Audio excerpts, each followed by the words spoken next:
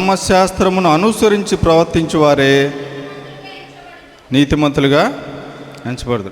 మరి ధర్మశాస్త్రం విన్న వాళ్ళందరూ కూడా నీతిమంతులు కాదంట. నీతిమంతులకు మాత్రమే పరలోక రాజ్యం ఆయన ఇచ్చే దీవెనలు పొందుకుంటారు. కానీ 10 మందిలోకి వచ్చి ఏదో హరికథ బుర్రకథ విని వెళ్ళే వారందరికీ కూడా నీతిమంతుల లెక్కలో చేర్చబడ్డంట. దేవుని వాక్యం ఏం సెలవుస్తుందో దాని ప్రకారంగా నడుచుకున్న వారే, అమ్మ మీరు మంచిగా ఉండాలమ్మా, యథార్థంగా ఉండాలి, ఇరుగు పొరుగు వారితో గొడవ పడకూడదు, లేదంటే వడ్డీ వ్యాపారం చేయడానికి చాలా విషయాలు దేవుని చెప్తూ ఉంటారు. అవన్నీ పెడచేవని పెట్టి నా ఇష్ట ప్రకారం వెళ్తాను అనుకున్న వారందరూ నీతిమంతులు కాదంటండి.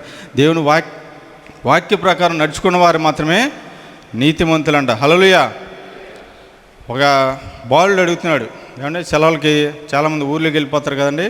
ఆ బాలుడు తన తండ్రిని అడుగుతున్నాడు, డాడీ నీకు పులి అంటే భయం అంటే లేదురా అంటున్నాడు, సింహం అంటే భయం అంటే లేదంటున్నాడు, ముసలు అంటే భయం అంటే లేదంటున్నాడు. ఇది అన్నీ ఎందుకు అడుగుతున్నావు అంటే, మమ్మీ ఇంట్లో లేదు కదా డాడీ, మరి నిన్ను ఎలా భయపెట్టాలి అని అడుగుతున్నాడు. అంటే వాళ్ళ అమ్మ అంటే వాళ్ళ డాడీకి ఈ రోజున భార్య అంటే భర్తకు భయం. హలో అండి కాదా? భర్తలు అంటే భార్యకు అంటే బయట జరిగే విషయం చెప్తున్నమాట. తాగుబోతు భర్తలు తాగేసి వచ్చి భార్యను చితకబాదేవాళ్ళు ఉన్నారు. ఆయన చూడంగానే చాలామంది గజగజలు ఆడిపోయేవాళ్ళు లేకపోలేదన్నమాట. ఏమైనా చిన్న మాట అంటే పుట్టింటికి వెళ్ళిపోయే భార్యలు కూడా లేకపోలేదన్నమాట. కాబట్టి ఒకరంటే ఒకరికి భయం అనమాట. సాయిలన్న గారు ఒకసారి నొలగపేట వచ్చారు, కానీ ఆయన చెప్పిన మాట, ఒక ఆవిడంట రోజు తన భర్త ఇంటికి వచ్చి తాగేసి చితకబాదేసేవాడంట. అదేదో చిన్న టానిక్ తెచ్చుకునేవాడు. అంటే మీకు తెలుసు కదా టానిక్ ఏంటిదో, నాకు తెలియదు, కానీ ఆ టానిక్ అక్కడ పెట్టుకునేవాడు, శుభ్రంగా తాగేవాడు. శానా దెయ్యం వచ్చినట్టు గొప్ప బలం వచ్చేదంట. ఇప్పుడు ఇంకా భయంకరమైన బలం ఏంటంటే బయలుజూబులు అంట. అంటే దానికి మించిన బలం అన్నమాట అందులో ఉంది. అది తాగంగానే బలం వచ్చి ఏం చేయలేదు తెలియక ఎదురుగున్న తన భార్యని చెతక్కొట్టేసేవాడంట. ఒకరోజు చూసింది ఇంటికి బాగానే వస్తున్నాడు, ఆ టానిక్ తాగంగానే ఎక్కడి నుంచి ఈ బలం వస్తుందని గుర్తెరిగి ఒకరోజు ఆయన అటు వెళ్ళంగానే ఏం కూడా కొద్ది టానిక్ తాగి ఆయన వచ్చేయడానికి రెడీగా కూర్చుందంట. రాగానే ఎగిరి మీద పడి ఏమంటే జుట్టు పెట్టుకుని మిక్సీని 3వ స్టెప్లో పెడితే ఎలా తిరుగుద్దండి, మీ అందరికీ తీసుకొస్తే అలాగే తిప్పిందంటండి. తిప్పి కొట్టడం, రోడ్డు మీదకి వెళ్ళడం, అయ్యో మా ఆయన నన్ను కొట్టేస్తున్నాడని జనాలకి అలా చెప్పడం అంట. ఆయన చెప్పిన సాక్ష్యమే, నేను కొత్తగా చెప్పట్లా. ఇలా చేసిందంట. అలాగే 1-2 సార్లు చేసేటికి సర్ఫ్ ఎక్సెల్ యాడ్ చూశారు మీరు ఎప్పుడన్నా? ఏమండి సర్ఫ్ ఎక్సెల్ యాడ్ మరక మంచిది అంటారంట. అంటే అదేవిధంగా టైడ్ యాడ్ అవాక్కయ్యారు అంటారు. జనాలేమో అవాక్కయ్యారు, ఇవి మాత్రం మరక మంచిది అనుకుందన్నమాట. అందరితో ఆయన ఆ రోజు నుంచి మళ్ళీ ఎప్పుడు కూడా దాని జోలికి వెళ్ళలేదన్నమాట. కొన్నిసార్లు కొన్ని మంచిగా జరుగుతాయని నేను అనుకుంటున్నాను అన్నమాట. హల్లెలూయా. మరి ఎవరికి భయపడాలి? ఏమండి భయపడకూడదని దేవుని వాక్యం సెలవుస్తుంది. మరి ఎవరికి భయపడాలి? మనం చూసినట్లయితే చూడండి, లేవీకాండం 19వ అధ్యాయం 3వ వచనం. లేవీకాండం 19వ అధ్యాయం 3వ వచనం.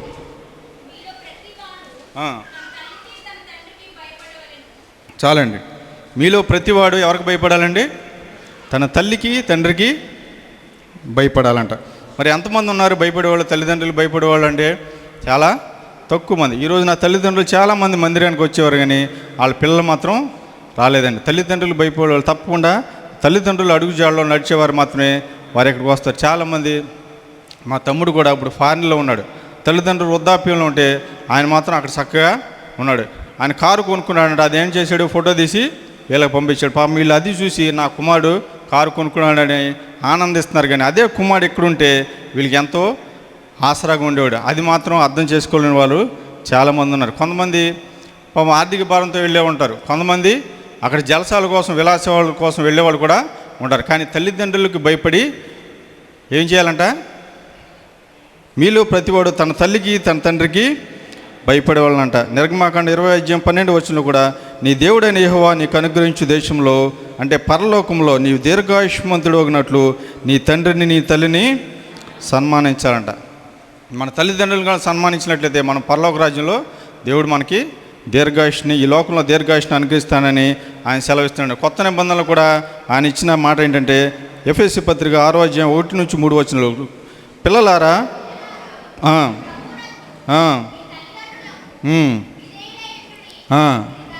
ఇది ధర్మమే,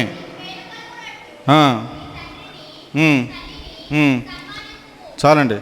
ఈ లోకంలో తల్లిదండ్రులకు భయపడాలి, అదేవిధంగా ఆత్మీయ తల్లిదండ్రులు కూడా మనం భయపడాలంట. చాలామంది అనుకుంటారు మా తల్లిదండ్రులు అంటే నేను భయపడనండి, ఆత్మీయ తల్లిదండ్రులకు భయపడను, కానీ నేను దేవుడికి మాత్రమే భయపడతాననే వాళ్ళు కూడా లేకపోలేదండి. కానీ వాక్యం ఏం చెప్తుందంటే, కనపడే నీ సహోదరునే ప్రేమించలేని వాడు కనపడిని దేవుడిని ఎలాగా ప్రేమిస్తాడని అడుగుతున్నాడు. కాబట్టి వాక్యాలు మనకిష్టానుసారంగా మనం మార్చుకోవడం కాదని దేవుడు ఏం చెప్తున్నాడో దానికి అనుగుణంగా మనం నడుచుకోవాలన్నమాట. రెండవదిగా, మొట్టమొదటిగా మన తల్లిదండ్రులకు భయపడాలి. రెండవదిగా సంఖ్యాకాండం 12వ అధ్యాయం 1వ వచనం, సేవకులకు భయపడాలంట. సంఖ్యాకాండం 12వ అధ్యాయం 1వ వచనం, మోషే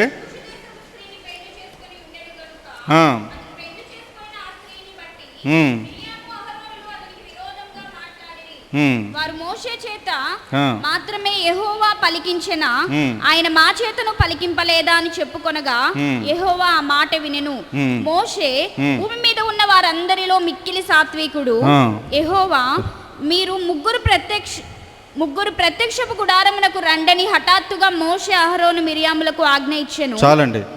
మిరియాము అనుకుంది, చిన్నప్పుడే మోషే నేనే రక్షించాను, ఆ రోజు కనుక ఆ జమ్ముపేటలో కనుక నేను రక్షించబోయినట్లయితే ఈ పాటికి మోషే అక్కడ ఉండేవాడు, నేను లేకపోతే అసలు మోషే 20 లక్షల మందిని ఎలాగ పరిపాలించేవాడు అని తన మనసులో అనుకుని ఒకనొకప్పుడు సిప్పోరాని పెళ్లి చేసుకున్నాడు. ఆ మంచి తెల్లగా ఉండేది, అందరితో అయిపోయింది. ఆ తర్వాత ఆమె మరణించినప్పుడు ఈ మోషే ఏం చేశాడంటే కూషు దేశపు స్త్రీని వివాహం చేసుకున్నాడు. అంటే కూషు దేశపు స్త్రీలు కొద్దిగా నల్లగా ఉంటారన్నమాట. మొదట చేసుకున్నప్పుడు ఆమె విరోధంగా లేదు, కానీ తర్వాత ఏమో చేసుకున్నప్పుడు ఈ పెత్తనంతా ఈమెకి ఇవ్వాలని ఈమె కొద్దిగా మనసులో అనుకుని, ఈ మాత్రం పని నేను చేయలేనా, 20 లక్షల మంది మోషే నడిపించాలా, మోషే నాకన్నా చిన్నవాడు, ఆ మాత్రం పని నేను చేయలేనా, నేను నడిపించలేను, నేను మనసులో సడుక్కుందంట. ఆ విషయం మోషే అయితే పట్టించుకోలేదు, ఎందుకంటే తన అక్క కాబట్టి తను దాని గురించి మర్చిపోయాడు. కానీ సర్వశక్తుడైన దేవుడు మాత్రం మర్చిపోలేదంట. కాబట్టి దైవజనుల విషయంలో మనం గొనుక్కుంటే దైవజనులు పట్టించుకోకపోవచ్చు, కానీ దేవుడు మాత్రం ఆ మాటలన్నీ కూడా వింటాడన్నమాట. హల్లెలూయా. ఆ తర్వాత ఏమైందండి, వెంటనే ముగ్గురిని ప్రత్యక్షడానికి రమ్మని దేవుడు ఆహ్వానించాడన్నమాట. వెళ్ళినప్పుడు ఈ యొక్క అహరోను వెంటనే పాపం క్షమాపణ అడిగాడు, తప్పించబడ్డాడు. కానీ ఈ యొక్క మిరియాం మాత్రం ఆమెకేమొచ్చిందండి, కుష్ఠరోగం వచ్చిందంట. ఎందుకంటే ఈయన వెంటనే క్షమాపణ అడిగాడు. ఈ యొక్క మానవుడు మొట్టమొదటి దేవుడు ఎవరిని సృజించాడండి, ఆదామును సృజించాడు. దేని నుంచి, మట్టి నుంచి. మట్టి మీద కొన్ని నీరు పోసారు అనుకోండి, ఏమవుద్ది. కాబట్టి ఆమె కరగలేదు, వెంటనే ఆ యొక్క ఉగ్రత ఆమె మీదకి వచ్చింది. వెంటనే ఈయన క్షమించబడ్డాడు కాబట్టి ఈయన మీదకి రాకుండా తప్పించబడ్డాడు అన్నమాట. హల్లెలూయా. నేను చాలామంది చూశాను, కానీ మగవాళ్ళకి ఎక్కువ హార్ట్ అటాక్లు వస్తాయి, కానీ స్త్రీలకు హార్ట్ అటాక్లు రావడం నేను ఎక్కడ గమనించలే, ఏమండి. కానీ మీలో ఉన్న మనోధైర్యం, మీ గుండె ధైర్యం దేవుడు ఎక్కువగా మీకు అనుగ్రహించాడన్నమాట. హల్లెలూయా. మూడవదిగా, మొట్టమొదటిగా మన తల్లిదండ్రులకు భయపడాలి. రెండవదిగా ఏమంటే దైవ సేవకులకు భయపడాలి. మూడవదిగా దేవునికి భయపడాలంట. లేవికాండం, లోకాసు వార్త చూద్దాం. లోకాసు వార్త 12వ అధ్యాయం 5వ వచనం. లోకాసు వార్త 12వ అధ్యాయం 5వ వచనం.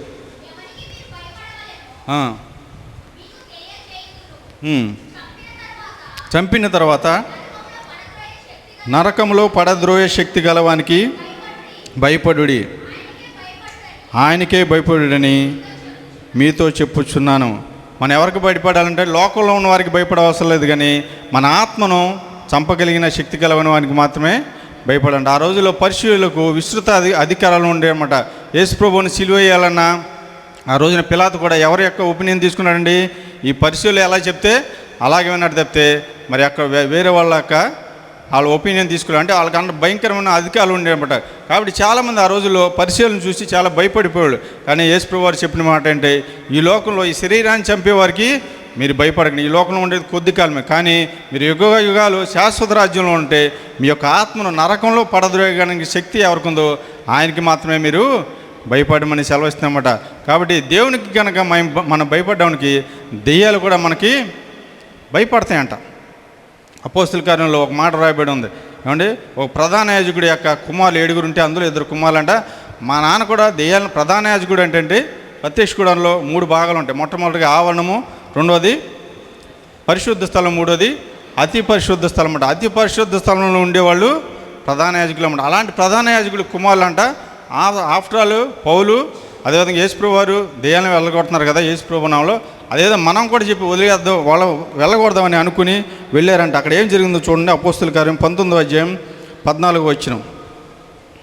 అపోస్తుల కార్యం 19వ అధ్యాయం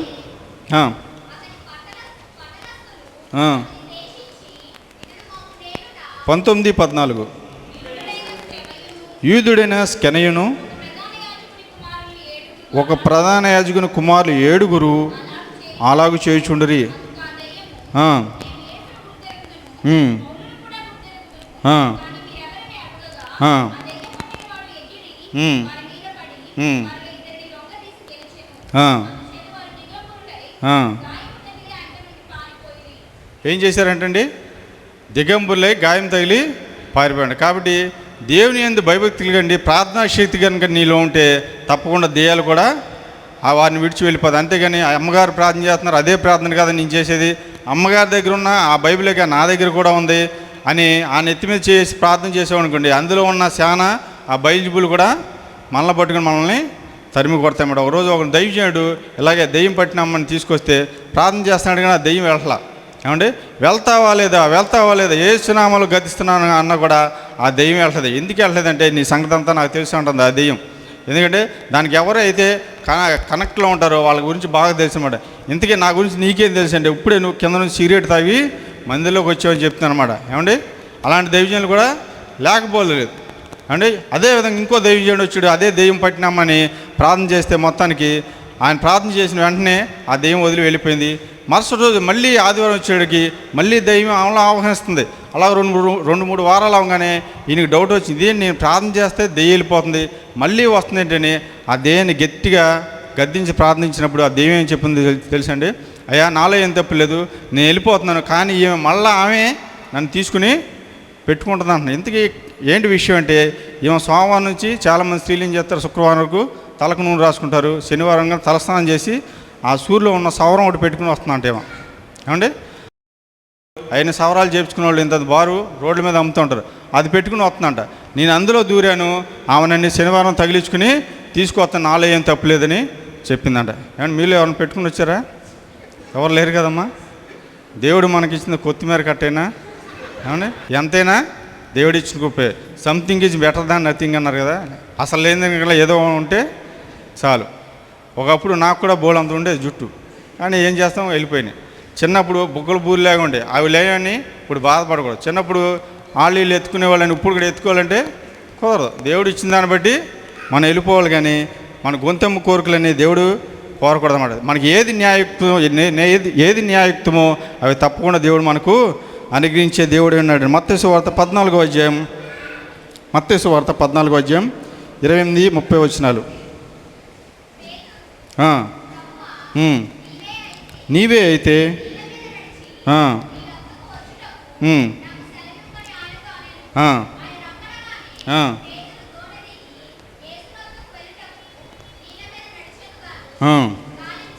గాలిని చూచి భయపడి మునిగిపోసాగి, ప్రభువా నన్ను రక్షించమని కేకలు వేసును.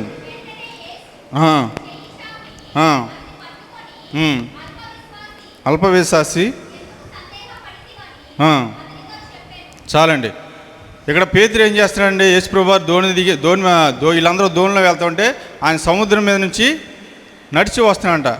ఆ సందర్భంలో పేతురు పేరు ముందు ఏముందానికి డిజిగ్నేషను, దుడుకు పేతురు అంటారన్నమాట. కంగారు అన్నమాట, అన్నింటిలో కంగారే. యేసుప్రభువు రాని వారు పట్టుకోవడానికి వచ్చినప్పుడు వెంటనే ఏం చేశాడు, వాళ్ళు చెరిపోయి నరికేశాడు. అందుకనే పేతురు ఒకసారి దేవుడు అన్నాడు, యేసుప్రభువు వారు అన్నారు, ఏమండి నువ్వు 3 సార్లు బొంకుతావు కోడి కోయిక మంది అంటే అలాగే బొంకేశాడనమాట. అలాంటి పేతురు యేసుప్రభువు వారు నీళ్ళ మీద నడిచి వస్తుంటే నేను కూడా అలా వెళ్ళిపోవాలని కంగారుగా, ప్రభువా నీవే అయితే నేను నీళ్ళ మీద నడిచి వచ్చేటట్టు చేయమన్నాడు. సరే రమ్మని కానీ 2 అడుగులు వేసాడు, 3 అడుగు వేయగానే ఏమైంది, మునిగిపోసాగాడంట. అప్పుడు ఏం చేశాడు, వెంటనే ప్రభువా నన్ను రక్షించమని ప్రార్థన చేశాడు. చాలామంది ప్రార్థనలో కూడా విస్తారంగా ఉన్నప్పుడు దీర్ఘ ప్రార్థన చేసుకోవచ్చు, నలుగురిలో ఉన్నప్పుడు ఏమండి నాలుగులను కాచుకోమన్నారు. కాబట్టి సందర్భాన్ని సహితమైన ప్రార్థన మాత్రమే మనం చేయాలంట. అదేవిధంగా సంసోను దాగోను గూళ్ళో ఆ యొక్క స్తంభాల మధ్య కట్టివేసినప్పుడు ఏమన్నాడండి, దేవా నాకు బలాన్ని ప్రసాదించమంటాడు. అంతేగాని అయ్యా నేను నాజీరు చేయబడిన వ్యక్తిని, నా తల్లి గర్భంలోనే నన్ను నీకు ప్రతిష్ఠించుకుంది, నేను ఫిలిస్తీన్ను కొన్ని వేల మందిని చంపాను, దవడ ఇంకోటి 1000 మందిని చంపాను, కాబట్టి ఇప్పుడు నాకు బలాన్ని ప్రసాదించమని అన్నాడు అనుకోండి. ఈ లోపల ఫిలిస్తీన్లు అందరూ వచ్చి ఏం చేసేవాళ్ళు, సంసోను చంపేసేవాళ్ళు.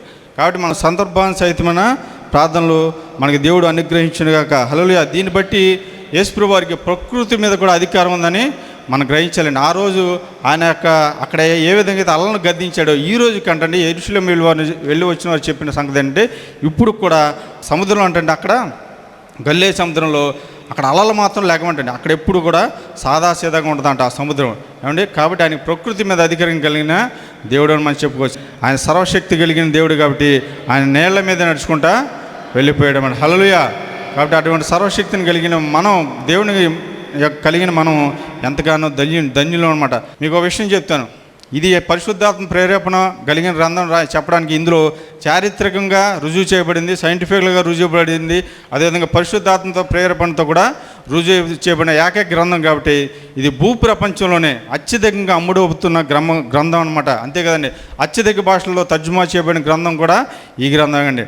అంతేకాదండి, అదేవిధంగా గిన్నీస్ బుక్ ఆఫ్ రికార్డ్స్లో ఎక్కిన ఏకైక గ్రంథం కూడా పరిశుద్ధ గ్రంథం, బైబిల్ గ్రంథం అంటే. దీని మీద ఏ గ్రంథం మీద రాయబడి ఉండదు, కానీ దీని మీద పరిశుద్ధ గ్రంథం అని వ్రాయబడి ఉంటుంది అన్నమాట. ఇప్పుడు మీకు 3 విషయాలు చెప్పాను. మొట్టమొదటిగా మన తల్లిదండ్రులకు భయపడాలి, రెండోదిగా దైవజనులకు భయపడాలి, మూడోదిగా దేవునికి భయపడాలంట. తల్లిదండ్రులకు భయపడి దైవజనులకు భయపడి దేవునికి భయపడినవాడు తప్పకుండా ప్రార్థనాపరుడయ్యే ఉంటాడు. అంతేగాని తల్లిదండ్రులకు భయపడను, దైవజనులకు భయపడను, కేవలం దేవునికే భయపడతాను అన్నాడంటే అదంతా ఉత్తి మాటలని మనం గ్రహించాలండి. వీరు ముగ్గురికి భయపడేవాడే గొప్ప ప్రార్థనాపరుడే ఉంటాడని మనం గ్రహించాలి. ఆ ప్రార్థన ఎలా చేయాలో ఇప్పుడు మనం నేర్చుకుందాం. కీర్తన గ్రంథం 86వ అధ్యాయం 3వ వచనం అందరూ కలిసి చదువుకుందాం. కీర్తన గ్రంథం 86వ అధ్యాయం 3వ వచనం అందరూ తీయండి. ప్రభువా, అందరూ కలిసి చదువుదాం. ప్రభువా, దినమెల్లా నీకు మొరపెట్టుచున్నాను, నన్ను కరుణించుము. మళ్ళీ, ప్రభువా, దినమెల్లా నీకు మొరపెట్టుచున్నాను, నన్ను కరుణించుము. ప్రభువా, దినమెల్లా నీకు మొరపెట్టుచున్నాను, నన్ను కరుణించుము. కీర్తనల గ్రంథంలో 150 అధ్యాయాలు ఉన్నాయి. అంతే కదండి, నా దాంట్లో అయితే అలాగే ఉన్నాయి. మరి మీ దాంట్లో ఏమైనా ఎక్కువ తక్కువ ఉన్నాయంటే? 150 అధ్యాయాలు ఉన్నాయి. ఆ అధ్యాయాల్ని 5 భాగాలుగా విభాగించారంటండి. 5 భాగాల్ని మొట్టమొదటిలో మనకి పంచకాండాలు అంటారు. ఆదికాండం, నిర్గమకాండం, లేవికాండం, సంఖ్యాకాండం, ద్వితీయోపదేశకాండం. ఈ 5 కాండాలని ఈ 5 భాగాలతో విభాగించారన్నమాట. హల్లెలూయా. అలాగొచ్చిన దాంట్లో ఈ మనం చదువుకునే 86 కీర్తన 3వ భాగంలోకి వస్తుందంట, అంటే లేవికాండంలోకి వస్తుందంట. ఇందులో ఉన్న గొప్ప విషయం ఏంటంటే ఏమంటే దీంట్లో 73 నుంచి 89 కీర్తనలు ఈ 3వ భాగంలోకి వస్తే ఈ యొక్క ఇందులో సుమారుగా 17 కీర్తనలు రాయబడి ఉంటే 73 నుంచి 89వ కీర్తన వరకు 3వ స్కందంలోకి వస్తాయన్నమాట. అంటే లేవి కాండాన్ని ఈజ్వల్ ఈ యొక్క 3వ స్కందం అనమాట. 150 అధ్యాయాలని 5 భాగాలుగా విభాగిస్తే మొట్టమొదటి ఉన్న 5 కాండాలు ఉన్నాయి కానీ పంచకాండాలు అంటారు. ఆదికాండం, నిర్గమకాండం, లేవికాండం, సంఖ్యాకాండం, ద్వితీయోపదేశం. ఈ 5 కాండాలను ఈజ్వల్ ఈ 5 భాగాలుగా 150 అధ్యాయాలని 5 భాగాలుగా విభజిస్తే దావీదు రాశాడు. అంటే దేవునికి మానవుడికి ఎంత సన్నిహిత సంబంధం ఉంటే అలా రాశాడో మనం అక్కడ గ్రహించవచ్చండి.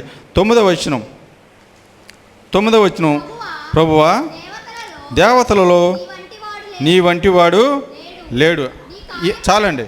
ఈ మాట ఎందుకు రాశాడంటే దేవుడు ఎంత గొప్పవాడో తెలియజేయడానికి ఆయన్నే పొగుడుతూ దేవతలు నీ వంటి గొప్పవాడు లేడని కీర్తనకాడని దావీదు రాసి ఈ మాట నిర్గమకాండంలో కూడా రాయబడింది అంటారు. అంటే బైబిల్లో ఉన్న కొన్ని కొటేషన్లు తీసుకుని ఈ కీర్తనకాడని దావీదు 86వ అధ్యాయంలో రాయడం జరిగిందనమాట. 5వ వచనం, మొట్టమొదటిగా దేవుని మనం ప్రార్థించాలంటే ఒకప్పుడు మనం అందరూ అన్ని జనుల్లో ఉన్నాం, దేవుడి చేత రక్షించబడి మనం ఇక్కడికి వచ్చాం. మొట్టమొదటిగా దేవుని ప్రార్థించాలంటే మనం దేవుడి నుంచి క్షమాపణ పొందుకోవాలి. క్షమాపణ పొందకుండా మనం ప్రార్థించిన ఆ ప్రార్థన దేవుని సన్నిధికి చేరదు. కాబట్టి ఇందులో క్షమావచనం మొట్టమొదటిగా రాయబడి చూడండి. 5వ వచనం, ప్రభువా, నీవు దయాళుడు, క్షమించుటకు సిద్ధమైన మనసు గలవాడు. చాలండి. అంటే ఈ 5వ వచనంలో ఏం రాయబడింది? క్షమాపణ అనేది మొట్టమొదటిగా మనం పొందుకోవాలంట. ఆ క్షమాపణ పొందుకున్న తర్వాత మాత్రమే మనం ప్రార్థించిన దేవుని సన్నిధికి వెళ్తుంది అనమాట. అది 10వ వచనం,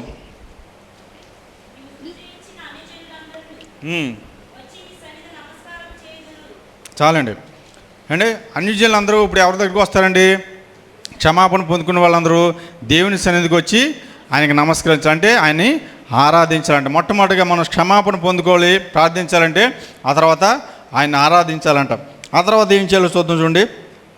3వ వచనం ఇప్పుడు మనం చదువుకున్నాం కదా, ప్రభువా, దినమెల్లా నీకు మొరపెట్టుచున్నాను, నన్ను కరుణించుము. మీ అందరికి గుండెలో రాయపడిపోద్ది. ఏమంటే దినమెల్లా పొద్దునుంచి సాయంత్రం ప్రార్థన చేస్తాను. నీకు వంట వండుకునేటప్పుడు, మిగతా కార్యక్రమాలు చేసేటప్పుడు అని చాలామంది భయపడదు. ఇంగ్లీష్ బైబిల్లో రాయబడింది ఏంటంటే ఎవ్రీడే, అంటే ప్రతిరోజు అని ఉంటుంది అనమాట. ప్రతిరోజు మనం ఏం చేయాలండి? ఆయనకి ప్రార్థించాలన్నమాట. చాలామంది ఉదయకాలంనే ప్రార్థించడం కనుక మీరు నేర్చుకున్నట్లయితే దేవుని కనుక మనం మహింపరిచామనుకోండి, దేవుడు కూడా మనల్ని కూడా ఆయన మహింపరుస్తాడు, మనల్ని గణపరుస్తాడు. మనందరం ఆయనకి ప్రథమ స్థానం ఇచ్చామనుకోండి, ఆయన కూడా మనల్ని ప్రతి విషయంలో ఉన్నత స్థానంలో ఆయన నిలబెట్టే దేవుడే ఉన్నాడు అనమాట. హల్లెలూయా. నేను నేర్చుకున్నది ఒకటే. 2017 ముందు నాకు తెలియలేదు, కానీ 2017 నుంచి బైబిల్ ట్రైనింగ్కి వెళ్ళిన దగ్గర నుంచి ప్రతిరోజు ఉదయకాలం లేచి ఆయన ధ్యానించుకోవడం, ప్రథమ స్థానం ఆయనకి ఇవ్వడం నేను నేర్చుకున్నాను. దేవుడు నన్ను అన్ని విషయాలను కూడా ఉన్నతమైన స్థితిలో నిలబెట్టాడు అనమాట. హల్లెలూయా. నాకేది కావాల్సినా కూడా నాకేది కావాల్సినా కూడా ఆయనే నాకు ముందుగా ఉండి సమస్తమైన జరిగిస్తున్నాడు అనమాట. నాకు 31వ తారీఖు రాత్రి వాగ్దానాలు మధురానగర్ వెళ్ళండి. అక్కడ అందరికీ వాగ్దానాలు ఇచ్చా. ఒకే ఒక వాగ్దానం నా కోసం పక్కన పెట్టుకున్నా. సరే, ఈ లోపల ఎవరో ఒక ఆమె వచ్చి, అయ్యా నాకు వాగ్దానం ఇవ్వలేదండి, ఆ వాగ్దానం కూడా ఆమెకి ఇచ్చేసా. ఇంకా ఆ వాగ్దానం కోసం మర్చిపోయా, నాకు గుర్తులేదు. ఆ మరుసటి రోజు 1వ తారీఖు ఇక్కడ ఉన్నాను. మా అబ్బాయి డాడీ ఏదో పోస్ట్ వచ్చిందని, స్పందన మ్యాగజైన్ అనమాట వచ్చిందని ఇక్కడ పెట్టాడు. అలా గదిలో పెట్టమని ఆ గదిలో పెట్టించా. సరే, అంతా అయిపోయింది. వెళ్ళాక ఆ కవర్లోంచి మ్యాగజైన్ తీసి అటు ఇటు చదివేసి మళ్ళీ లోపల పెడతామంటే అది లోపలికి వెళ్ళాలా.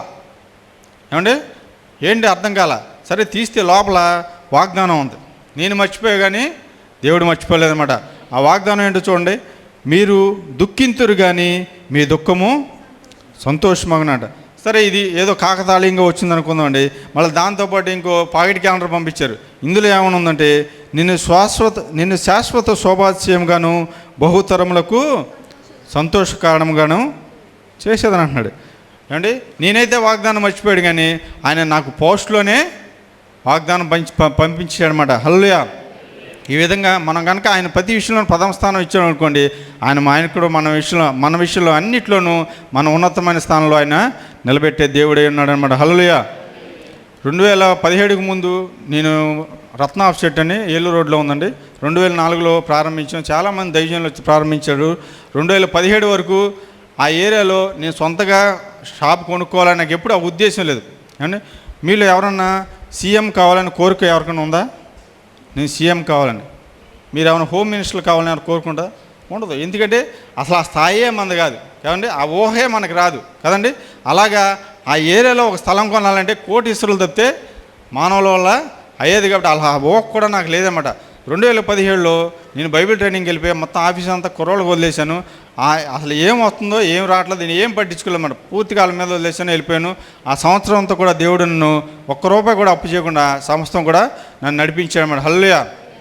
మనం దేవుని మీద అనుకున్నాం అనుకోండి, ఆయన మనల్ని ఆస్తికి కత్తలుగా చేసేస్తారన్నమాట. కాకపోతే చాలామంది చదువుతారు కానీ దాన్ని నమ్మరు. అదే వచ్చిన దౌర్భాగ్యం అన్నమాట. ఏమంటే మొత్తానికి 2017లో సంవత్సరం అంతా అక్కడే ఉన్నాను, ఆఫీస్ని పట్టించుకోలేదు. అయినా కూడా దేవుడు నా కుటుంబాన్ని అంతా నడిపించాడు. అప్పుడు ఒక ఆలోచన వచ్చిందనమాట. దగ్గర 20,000 రూపాయలు అద్దె కడతాం మేమున్న ఆ ఇంటికి, ఆ ఆఫీస్కి అనమాట. ఆ రెండు అంతస్తుల బిల్డింగ్ అండి. ఆ బిల్డింగ్ ఓనర్ నన్ను ఎంతగానో ప్రేమించి ఆ బిల్డింగ్ మొత్తం నాకే అప్పచెప్పేశాడు. నువ్వు ఎవరిని పెట్టుకుంటావో నాకు సంబంధం లేదు, అద్దె మాత్రం నీ చేతి మీదుగా నాకు ఇవ్వు చాలు, నువ్వు వద్దనుకుంటే వాళ్ళు ఖాళీ చేయించేస్తాను అనమాట. అప్పటి నుంచి ఇప్పటి వరకు ఆయన చాలా నమ్మకంగా ఉన్నాం కాబట్టి ఆయన నాకు అధికారం ఇచ్చండి. సరే, ఎందుకు ఆలోచించింది 20,000 రూపాయలు ఆ యొక్క అన్యుడికి నేను తీసుకెళ్ళి కడతాను కదా, ఆ 20,000 రూపాయలు లోన్ పెట్టుకుంటే ఏదైనా సొంత షాప్ పెట్టుకుంటే బాగుంటుంది కదా అని ఒక ఆలోచన వచ్చి మొత్తానికి దానికి చూస్తే అండి, ఆ ఏరియాలో తెలిసిన వాళ్ళని అడిగితే నాతో పాటు బైబిల్ ట్రైనింగ్కి ఒక ఆయన దేవుడు పంపించాడు. నీ ఉండే సందులో నేను ఆ చివరు ఉంటే ఒక ఆయనేమో ఈ చివరు ఉంటా. ఆయన పేరు శంకర్ గారని, 60 సంవత్సరాలు ఉంటాయండి ఆయనకి. ఆయన ఫీలి గారు చర్చికి వెళ్తాడు. మాతో పాటు బైబిల్ ట్రైనింగ్ ఆయన అదే సంవత్సరం వచ్చారన్నమాట. అంతకుముందు ఎవరు కూడా వేరే చర్చిల నుంచి వచ్చిన వాళ్ళు లేరన్నమాట. అంటే పెద్దవాళ్ళు మా బైబిల్ ట్రైనింగ్లో 31 మంది వచ్చారన్నమాట. ఆ యొక్క అగాపే పరిచయంలో అదే వరల్డ్ రికార్డ్ అనమాట. ఇప్పటికి వచ్చిన వాళ్ళు 7-5 తప్పితే మా బ్యాచ్లో 31 మందిని దేవుడు పంపించారన్నమాట. సరే, ఆ బ్యాచ్లో ఆయన వచ్చాడు. మీరు అందరూ కలిసి మాట్లాడుకుంటాం కదా, మీరు ఎక్కడి నుంచి వచ్చారంటే మాది పలానా చింతవారి వీధని ఆయన చెప్పాడు. మీరు ఎక్కడంటే మాది చింతవారి వీధి అన్నాం. అంటే 16 సంవత్సరాల నుంచి ఆయన ఎక్కడున్నాడు, నేను ఎక్కడున్నా, మీ ఇద్దరం కలుసుకోవాలి. కానీ దేవుడు మా ఇద్దరిని అక్కడ కలిపాడు అన్నమాట. ఆయన ఏం చేస్తాడంటే రియల్ ఎస్టేట్ చేస్తాడంట. సరే, మొత్తానికి కలిసి ఆయనతో చెప్పే, బాబు ఇలా మేము తీసుకోవాలనుకుంటున్నాం అంటే సరేసి నాకు పలానా అది బాగా నచ్చిందండి, అదైతే మాకు బాగుంటుందంటే సరే ఆయన ఎంక్వైరీ చేశాడండి. ఇంతకీ ఆయన స్థలం గల ఆయన ఖమ్మంలో ఎక్కడ ఉంటాడంట. ఆయన ఫోన్ నెంబర్ కోసం ట్రై చేసాం ఆయన చుట్టాలని అడిగాం, వాళ్ళకి మాకు ఎటువంటి సంబంధం లేవని వాళ్ళందరూ వదిలేశారు. సరే నేను కూడా విసిగిపోయాను పోయిన సంవత్సరం అంతా, దాని గురించి అసలు మర్చిపోయాను. ఈ లోపల కరోనాలో దేవుడి కృపల ఇంకా వేరే షాప్ని దేవుడు నాకు సొంతగా అనుగ్రహించాడు అన్నమాట. అదేమో బీఫామ్ది ఏమండి, ఇదేమో రిజిస్ట్రేషన్ అనమాట.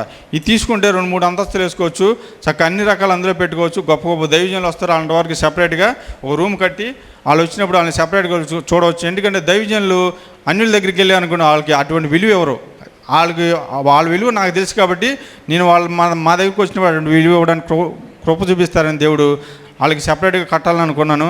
సరే మొత్తాన్ని మేము అయితే మర్చిపోయాను, నేను కూడా మర్చిపోయాను. ఈ షాప్ ఎలాగ వచ్చేసింది కదని దాని గురించి పూర్తిగా మర్చిపోయాను. ఆయన కూడా మర్చిపోయాడు. ఏమండి, ఇవన్నీ అయిపోయినాయి. నాకు అసలు ఆ ఊహలో కూడా లేదు, ఇంకా అది మనకు రాదు అనుకున్నా. చాలామంది కోటీశ్వర్లు ఆ పక్కన ఉన్నవాళ్ళు నీకు ఎంత డబ్బు కావాలో నాకు చెప్పని కట్టలు ఇసిరేసిన వాళ్ళు కూడా ఉన్నారంట ఆయన దగ్గర ఒకానొక రోజున. కానీ ఆ రోజున ఆయనకి డబ్బులకు అవసరం లేదు కాబట్టి ఈ రోజుకి భూమి పుట్టినది మొదలుకొని ఈ రోజు వరకు ఆ ఏరియాలో ఖాళీగా ఉందండి ఆ స్థలం. అంటే ఏ అన్యుడు దానిలో పాదం కూడా పెట్టలేదన్నమాట. అలాంటి ఖాళీ స్థలం దేవుడు అలా పక్కన పెట్టించాడు. మరి నా కోసం తెలియదు, కానీ మీరు అయితే ప్రార్థన చేయండి. నెక్కలంలో కూడా అలాంటిది ఖాళీ ప్లేస్తే దేవుడు ఇచ్చాడు, చక్కని మందిని కట్టుకున్నాం. సరే మొత్తానికి నేనైతే మర్చిపోయాను, ఆయన కూడా మర్చిపోయాడు. నా ఊహలో కూడా అది లేదు. జనవరి 1వ తారీఖునంటండి ఆ స్థలం గల ఆయన ఆ ఖమ్మం నుంచి నేను ఎవరినైతే చెప్పానో క్రిస్టియన్ శంకరన్న ఆయన వాళ్ళ ఇంటికి వచ్చి ఆ గుమ్మం దగ్గర నిలబడ్డాడంటాను అండి. మనం ఊహించగలం ఆ కార్యం. ఆయనే అసలు అద్భుతంగా ఇదేంటంటే బాబీ గారు ఆయనేంటి నా దగ్గర రావడండి, చేతులు కట్టుకుని వచ్చి శంకరు ఆ స్థలం నువ్వే అమ్మి పెట్టాలి అని ఆ భారం అంతా ఆయన మీద పెట్టాడంట. ఏమండి, నేనైతే ఊహించలేదు. నేను ఎప్పుడూ వదిలేసుకున్నా. ఎక్కడో ఖమ్మంలో ఉంటాడు, నేను చేసిన ప్రయత్నాలను చేసి ఆ బంధువులను అడిగా, వాళ్ళందరినీ అడిగాను.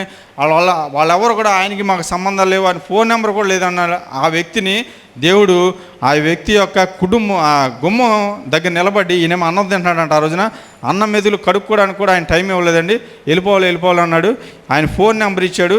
ఈ స్థలం మొత్తం నువ్వే అమ్మి పెట్టాలని ఆ బాధ్యత నాకు అప్పగించి వెళ్ళిపోయాడండి అని నాతో చెప్పాడు నన్ను పిలిచి.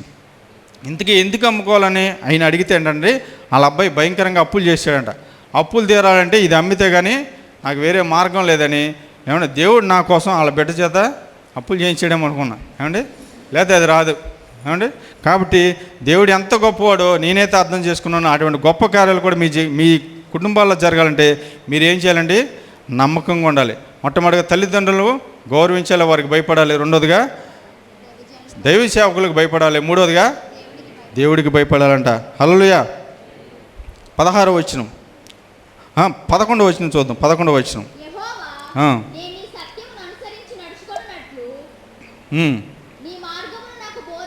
చాలండి. యెహోవా నీ సత్యమును అనుసరించి నేను నడుచుకున్నట్లు నీ మార్గమును నాకు బోధించును. ఇప్పుడు నేను నిలబడి నాకు తెలిసిన సత్యం, దేవుడు నాకు చూపించిన సత్యం మీకు చెప్పాను. ప్రతి ఆదివారం ఎవరో ఒకరు ఆ సత్యాన్ని చెప్తూనే ఉన్నారు, మీరు విన్నారు. ఆదివారం అయిపోయింది, సోమవారం నుంచి శనివారం వరకు ఇక్కడ థియరీ చెప్పారు. మీరేం చేయాలి, ప్రాక్టికల్గా దాన్ని అవలంబించాలి. అంతేగాని ఇక్కడ సర్వసత్యంలో మీరు ఉన్నానంటే అక్కడికి వెళ్ళి ఆఫీస్కి వెళ్ళి బల కింద చేతులు పెట్టి ఏమండి తప్పుడు తూనికలు తప్పుడు కొలతలు కొలిసి అంటే లేనిపోని దేవుడికి అయిష్టమైన కార్యాలను చేశారనుకోండి, మన సత్యంలో నడుస్తున్నట్లండి లేనట్లు. ఎవరైతే దేవుని వాక్యంని దాని ప్రకారం నడుచుకుంటారో వారి మాత్రమే నీతిమంతులుగా దేవుని వాక్యం సెలవిస్తుంది. కాబట్టి అటువంటి సర్వసత్యంలోకి నన్ను నడిపించమని దేవుని వాక్యం మనకు సెలవిస్తున్నమాట. హల్లెలూయా. 16వ వచనం నీ సేవకునికి నీ బలము. కీర్తనాకారుడైన దావీదు సామాన్యమైన వ్యక్తి అండి, మహారాజు, చక్రవర్తి. ఆయన కింద ఎంతోమంది రాజులు ఉన్నారు. అలాంటి వాడు దేవుని దగ్గరికి వచ్చి ఏమంటున్నాడండి, నీ సేవకునికి అంటున్నాడు. అంటే మనం ప్రార్థించేటప్పుడు ఏం చేయాలి, మనల్ని మనం తగ్గించుకోవాలి. ఆయనకి దగ్గర మనం అందరం ఒక సేవకుల్లాగా మనల్ని మనం తగ్గించుకుని ప్రార్థించినప్పుడు తప్పకుండా మన మాట వినేవాడే ఉన్నాడు అనమాట. ఆ తర్వాత మాట నీ సేవకునికి బలమును అనుగ్రహించమాట. Boost is the secret of my energy అని సచిన్ టెండూల్కర్ చెప్పేవాడు అండి.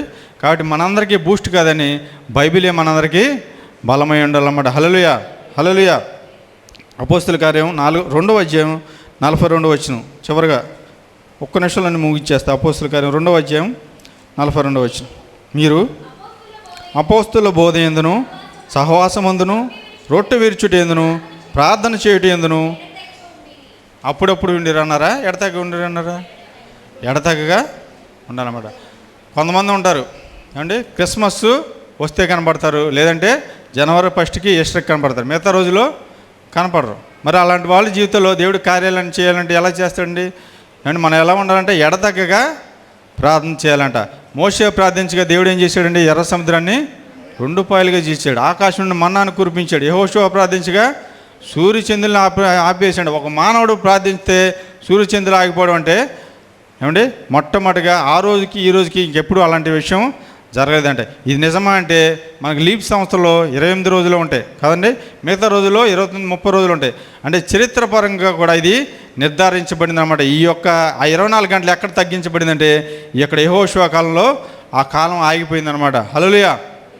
ఆ తర్వాత హిజ్కియా ప్రార్థించగా దేవుడు 15 సంవత్సరాల ఆయుష్ను పొడిగించాడు. హన్నా ప్రార్థించగా దేవుడు చక్కని సమూయేలును అరిగించాడనమాట. ఈ విధంగా అనేక మంది ప్రార్థనా పనులను మనం చూస్తూ ఉంటాం. దానియేలు ప్రార్థించగా సింహాలను మూయించాడంట. పేతురు ప్రార్థించగా ఏమండి చెరసాల యొక్క బండలు పగిలిపోయినట్టు. ఈ విధంగా ప్రతి ఒక్కరు కూడా సంపూర్ణంగా దేవుడి మీద ఆనుకుని పరిపూర్ణంగా మనం కనుక దేవుని ప్రార్థించినట్లయితే దేవుడు నా జీవితంలో చేసిన కార్యాలు, అనేక మంది భక్తులు చేసిన కార్యాలు మీ జీవితంలో కూడా చేయగలిగిన సమర్థుడు అనమాట. మనం చేసిన ప్రార్థన ఇంత బారు అవసరం లేదండి. ఇంత బారు చేసిన చెరుకు మిషన్లో చెరుకు పెట్టారనుకోండి, అవతలకి ఇంత చెరుకు గలినా వచ్చేది గ్లాసులో ఇంతే రసం. కాబట్టి దేవుడు కూడా మన ప్రార్థన అంతా వడపోస్తే అందులో సారాంశం ఉందో అదే తీసుకుంటాడంట. అందుకని పక్కనమ్మ అంటే గంట చేసింది కదా, నీ 2 గంటలు చేస్తాను, ఆయన అరగంట చేశాడు కానీ నీ గంట చేసిన పోటాపోటీగా చేయకూడదండి. మన హృదయాంతరంగులోంచి మన బాధలో ఏమున్నాయో అవన్నీ కూడా ఒక తండ్రితో మనం ఏ విధంగా అయితే చక్కగా విన్నవించుకుంటూ హృదయపూర్వకంగా చేయాలి. కానీ ఏదో పోటాపోటీగా చేసే ప్రార్థనలు ఆయన అన్నీ కూడా వినడనమాట. అవన్నీ వడపోసి అందులో ఉన్న సారాంశం అంతే, ఎంత నీకు హృదయంలో నీ యొక్క మనసులో ఏదుందో అది మాత్రమే ఆయన తీసుకుంటాడనమాట. కాబట్టి అటువంటి కృపను దేవుడు మనందరికీ అనుగ్రహించునుగాక. చిన్న ప్రార్థన చేసుకుందాం. స్తోత్రం నాయనా, స్తోత్రం స్తోత్రం స్తోత్రం ప్రభా. కృప కలిగిన మా దేవ, దయగలిగిన మా తండ్రి, భూమిని ఆకాశము సర్వసృష్టిని ప్రభునానా నీ చేతితో తాకుండా కేవలం ప్రభునానా నీ నోటి మాట సృష్టించిన సర్వశక్తిమంతుడైన దేవా మీకే స్తోత్రం ప్రభునానా. నీలాంటి గొప్ప దేవుడు ఈ లోకంలో ఎవరూ లేరు ప్రభునానా. అనేక మంది ప్రభునానా చెట్టు పుట్ట రాయి విగ్రహాలను చూసి అవే నేను ప్రభునానా దేవుళ్ళు దేవతలను ఆరాధిస్తున్నారు ప్రభు.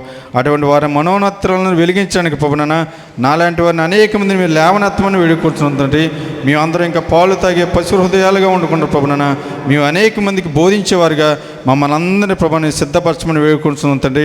దేవా తల్లిదండ్రులను ప్రభునైనా నన్ను ప్రభు గౌరవించేవారంగా, తల్లిదండ్రులకు భయపడేవారంగా మమ్మల్ని నిలబెట్టుకోండి. దైవ సేవకులకు భయపడేవారంగా మమ్మల్ని నిలబెట్టుకోండి ప్రభున. మరి ముఖ్యంగా మీకు భయపడేవారి జాబితాలో మమ్మల్ని అందరినీ నిలబెట్టుకొని సమస్త మహిమ గంత ప్రభావం మీకే ఆరోపిస్తూ నజరేయుడైన యేసుక్రీస్తు నామములో అడిగి పొందుకుని నా పరలోకపు తండ్రి, ఆమేన్.